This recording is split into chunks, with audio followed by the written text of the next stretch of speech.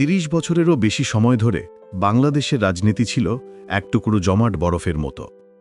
বাইরে থেকে দেখলে মনে হতো অটল, অচল, অবিচল, কিন্তু ভেতরে সবকিছু স্তব্ধ। কোনো নতুন হাওয়া প্রবেশ করতে পারেনি, কোনো নতুন আলো পৌঁছায়নি। এই বরফকে আঁকড়ে ধরে রেখেছিল মাত্র দুটি নাম, শেখ হাসিনা এবং খালেদা জিয়া। আন্তর্জাতিক গোয়েন্দা করিডর আর স্ট্র্যাটেজিক থিঙ্ক ট্যাঙ্কের গোপন কাগজপত্রে এই দুই নাম একটা লাইনে লেখা হতো, অবস্টেকল টু সাউথ এশিয়ার রিবুট। কারণটা সহজ, যতদিন এই দুই নারী জীবিত ও রাজনৈতিকভাবে প্রাসঙ্গিক থাকবেন, ততদিন বাংলাদেশ কারো পুরোপুরি কন্ট্রোলেবল হবে না। ততদিন বঙ্গোপসাগরের তীরে কেউ কেউ নিশ্চিন্তে সিকিউরিটি করিডর বানাতে পারবে না। নিজের দেশকে আমরা গড়ে তুলব, কারো মুখাপেক্ষি হয়ে না। কে আমাদের ভিসা দেবে না, কে আমাদের স্যাংশন দেবে, ও নিয়ে মাথা ব্যথা করে কোনো লাভ নাই। চীনের বেল্ট রোডের বিরুদ্ধে কেউ পুরোদস্তুর কাউন্টার বসাতে পারবে না, আর ইন্ডিয়ান সাগরে নতুন জিওপলিটিক্যাল ম্যাপে বাংলাদেশ থেকে যাবে একটা আটকে থাকা গিট। আমরা সকলকে বন্ধু হিসাবে দেখতে চাই, কিন্তু কেউ যদি আমাদের বন্ধুর বেশে প্রভু হতে চায়, সেটা আমরা কখনো মেনে নেব না, মানতে দিব না। কারো প্রভুত্ব বাংলাদেশের জনগণ স্বীকার করবে না। তাই সিদ্ধান্ত হয়েছিল গিট খুলতে হবে, আর নাম দেওয়া হয়েছিল বাংলাদেশ রিসেট। প্রথম ধাপ, দুই মেরুকে একসাথে নিষ্ক্রিয় করা।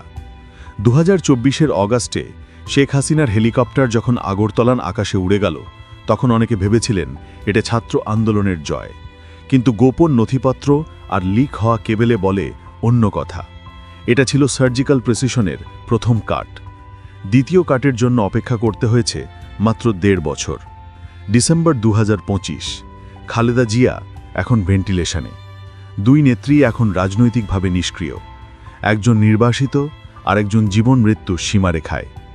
বাংলাদেশের 30 বছরের পোলারিটি শেষ, জমাট বরফ গলতে শুরু করেছে।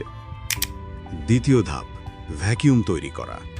খালেদা জিয়ার শারীরিক অবস্থার অবনতি কোনো দুর্ঘটনা নয়, এমনটাই দাবি করে আন্তর্জাতিক হুইসপার নেটওয়ার্ক।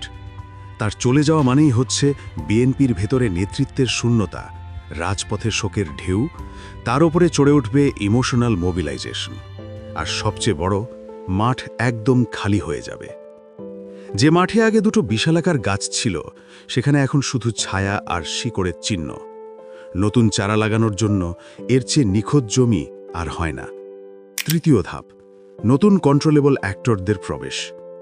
রিসেটের পরিকল্পনাকারীরা যে ধরনের নেতৃত্ব চান, তার নাম তারা দিয়েছে ম্যানেজেবল ফিগারহেড, যার বৈশিষ্ট্য হবে কোনো পারিবারিক লিগ্যাসি নেই, কারিশমা আছে কিন্তু অতিরিক্ত নয়, জাতীয়তাবাদী আবেগে ভাসা না, গ্লোবাল ফাইন্যান্স আর টেকনোক্র্যাটদের সাথে সহজে কথা বলতে পারে, আর সবচেয়ে জরুরি, যার ওপর রিসোর্স ডিপেন্ডেন্সি লেভারেজ প্রয়োগ করা সহজ।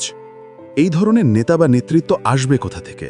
ছাত্র আন্দোলনের মুখগুলো থেকে, নতুন পার্টি থেকে, টেকনোক্র্যাটদের ভেতর থেকে, অথবা সেই সব মুখ থেকে যাদের এখনও নাম উচ্চারিত হয় না, কিন্তু যাদের ফাইল ইতোমধ্যে তৈরি হয়ে আছে ওয়াশিংটন, লন্ডন আর দিল্লির ডেস্কে। শেষ কথা, বাংলাদেশের রাজনীতি আর কখনো আগের মতো হবে না। দুই নেত্রীর যুগ শেষ হচ্ছে না শুধু বয়সে বা অসুস্থতার কারণে। এদের নেতৃত্ব শেষ করা হচ্ছে ধীরে ধীরে, নিঃশব্দে, সার্জিক্যালি। যখন খালেদা জিয়ার অধ্যায়ের শেষ পাতা উল্টে যাবে, তখন বাংলাদেশের জমাট বরফ পুরোপুরি গলে যাবে, আর তার নিচ থেকে বেরিয়ে আসবে নতুন মাটি, যে মাটিতে পুরনো গাছ আর লাগবে না। শুধু লাগবে এমন চারা যার ছায়া কারো উপর বেশি পড়ে না, যার শিকড় কারো হাতে বন্দী থাকে। এটাই বাংলাদেশ রিসেট। এটাই দক্ষিণ এশিয়ার নতুন মানচিত্রের প্রথম কালি। আর সেই কালি শুকানোর আগেই আমরা দেখব পুরনো দুই নামের জায়গায় উঠে আসছে নতুন মুখ, নামহীন এখনো, কিন্তু পরিচিত যারা এই রিসেট লিখেছে তাদের কাছে। You said people are saying why it takes so much time. There are also people who say stay 5 years, stay 10 years, stay 50 years. So the people are saying all kinds of things. You stay. Why election? Who needs an election? Okay, but those are people who don't believe in democracy. Absolutely. The people who believe in democracy say, why can't we have elections sooner? What is the delay?